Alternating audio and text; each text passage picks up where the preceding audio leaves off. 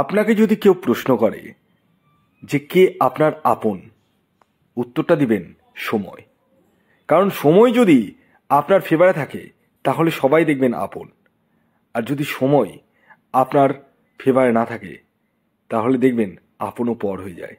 তাই সময়ের একটা বিশাল বড় ভূমিকা কিন্তু রয়েছে।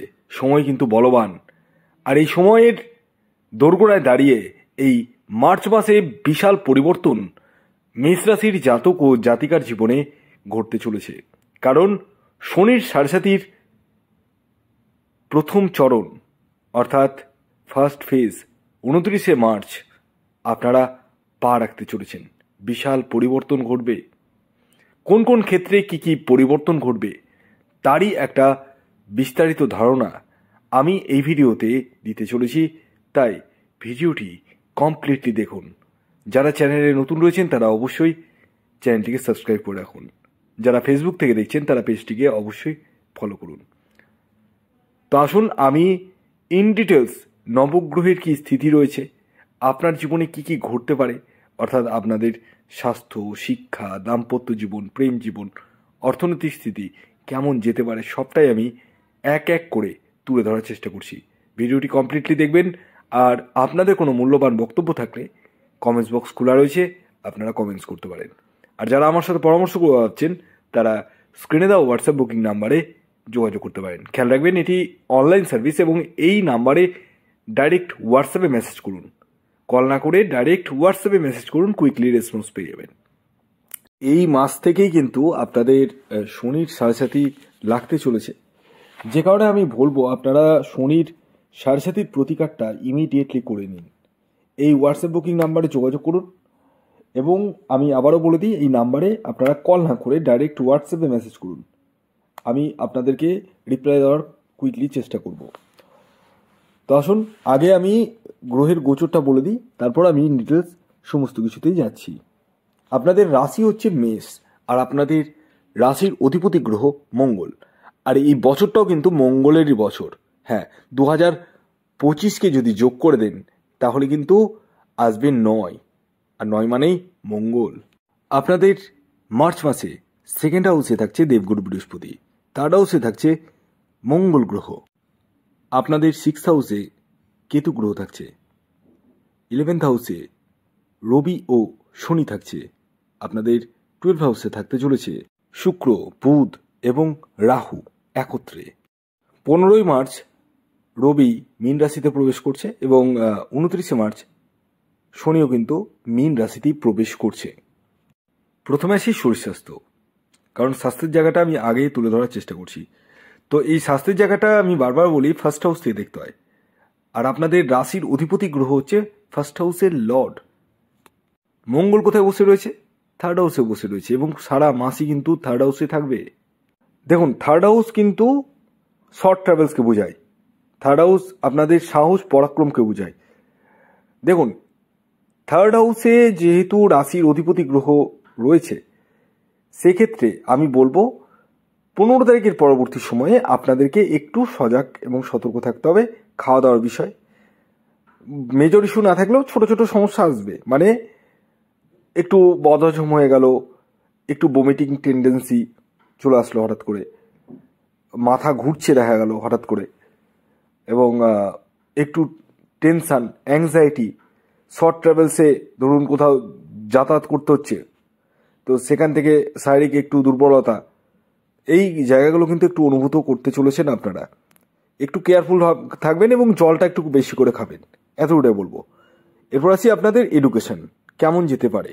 এটি কিন্তু 5th হাউস থেকে দেখতে হয়। শুধু 5th হাউস থেকে এডুকেশন না, প্রেমের জায়গাটা দেখা হয়, সন্তানের জায়গাটা দেখা হয়। তো আমি আগে আসছি এডুকেশন কেমন যেতে পারে। দেখুন, 1 তারিখ থেকে 15 তারিখের মধ্যে, মানে 14 তারিখ পর্যন্ত আপনাদের এডুকেশন জায়গাটা মোটের উপর দিয়ে শুভ, মোটের উপর দিয়ে শুভ, আমি এটাই বলবো। এবং 15 তারিখের পরবর্তী সময় খুব একটা শুভ আমি দেখতে পাচ্ছি না। কেরিয়ার নিয়ে কিন্তু একটু বুঝে সুঝে পা রাখবেন যে কোনো কেরিয়ারে, এবং গভর্নমেন্ট এক্সাম যাদের রয়েছে তাদের সেই জায়গায় মানে রেজাল্ট কিন্তু সেরকম হারে না হওয়ার চান্সটাই বেশি। আমি আপনাদের কোনো ভয় দেখাচ্ছি না, কিন্তু এপ্রিলের 15 তারিখের পরবর্তী সময় আবার ভালো। 15 এপ্রিলের পরবর্তী সময় ভালো, কারণ রবি 12 হাউসে থাকছে রাহু কেতুর এক্সপেক্টে। তো সেইখানে আমি দাঁড়িয়ে গ্রহণ দোষ একটা লাগছে, তো সেই জায়গায় দাঁড়িয়ে আমি এই কথাগুলোই বলছি। মানে এডুকেশনের জায়গা নিয়ে কিন্তু একটু সমস্যা রয়েছে, আপনাদের পড়াশোনায় একাগ্রতা জায়গাটা কিন্তু অনেকটাই কম থাকবে এবং রেজাল্ট কিন্তু অনেকটাই ডিটোরিয়েট হবে। যে কোনো জায়গায় এক্সাম দিতে যান বা যে কোনো কিছু করতে যান, সেখানে কিন্তু একটু সমস্যা আমি দেখতে পাচ্ছি। এরপর আছি প্রেম জীবন। প্রেমের জায়গাটাও কিন্তু আমি একটা কথাই বলবো, যতদিন পর্যন্ত রবি 12 হাউসে প্রবেশ করছে না, মানে 15 তারিখের আগে পর্যন্ত সেরকম সমস্যা নেই প্রেম জীবনে।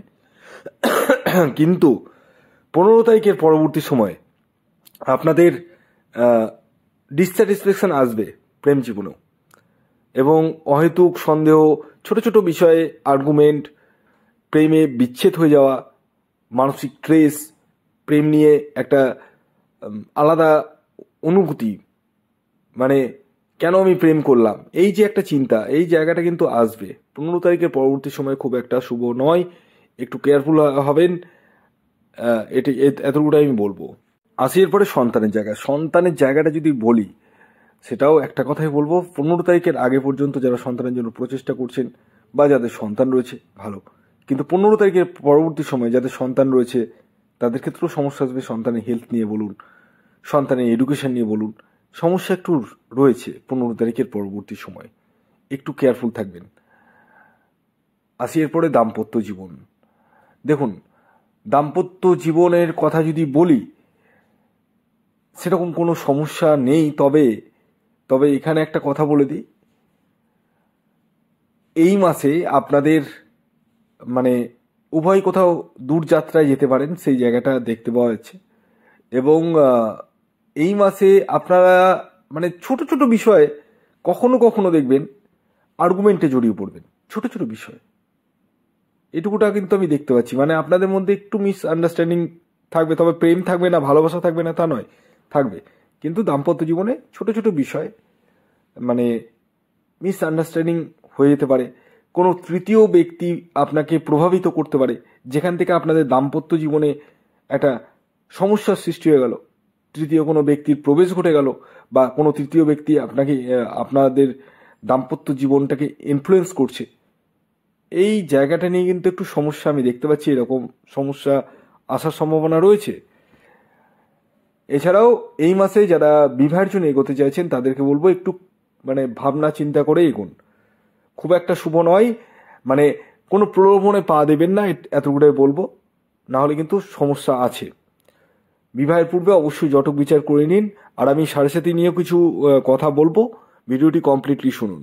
দেখুন, 29শে মার্চ থেকে কিন্তু শনি 7:30 লাগছে। এবার বিষয় হচ্ছে, শনি যে সবসময় খারাপ দেয় তা নয়, কিন্তু কাদের খারাপ দিতে পারে, যদি আপনার ধরুন জন্মছকে শনি খারাপ রয়েছে, নিচস্থ রয়েছে, অস্তমিত রয়েছে, কিন্তু এমনও তো মেষ রাশির মানুষ রয়েছে যাদের শনি স্বরাশিতে রয়েছে, তুঙ্গস্থ রয়েছে, তারা কিন্তু পজিটিভ রেজাল্ট পাবে, এটা কিন্তু ডেফিনেটলি।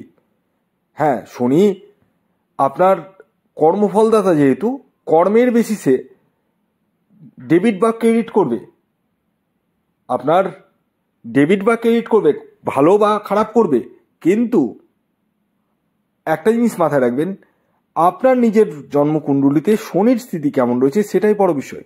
যে কারণে আমি বারবার বলছি, আগে জন্মছকটি বিচার করে নিন, স্ক্রিনে দেওয়া হোয়াটসঅ্যাপ বুকিং নাম্বারে, এবং শনির প্রতিকার প্রতিবিধান করে নিন। খেয়াল রাখবেন, এই নাম্বারে কল না করে ডাইরেক্ট হোয়াটসঅ্যাপে মেসেজ করুন, কুইকলি রেসপন্স পেয়ে যাবেন। আসি এরপরে আপনাদের কর্মজীবন, মানে চাকুরি বা ব্যবসা। দেখুন, চাকুরি ক্ষেত্রের জায়গাটা যদি বলি, 14 তারিখের আগে পর্যন্ত ভালো, 14 তারিখের পরবর্তী সময় একটু মানে চাপটা আসবে, চাকুরি ক্ষেত্রে চাপ, চাকুরি পাওয়াতে চাপ, এই জায়গাগুলো কিন্তু আসবে, 1 নম্বর কথা। 2 নম্বর কথা হচ্ছে, আপনাদের ব্যবসা ক্ষেত্রে কিন্তু রোজগার বৃদ্ধি হবে, তবে কিছু অর্থ কিন্তু পেন্ডিং বা আটকে যেতে পারে। হ্যাঁ, সেই জায়গাটা কিন্তু দেখতে পাওয়া যাচ্ছে। পার্টনারশিপ বিজনেসে কিন্তু বহুত সমস্যা আছে, একটু কেয়ারফুল থাকবে।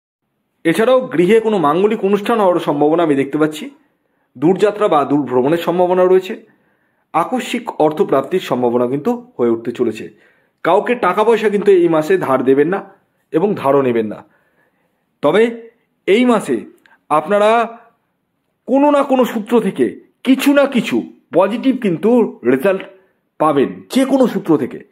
সবটাই নেগেটিভ না, কিছু পজিটিভও আছে। ভিডিওটি কেমন লাগলো অবশ্যই জানাবেন। ধন্যবাদ।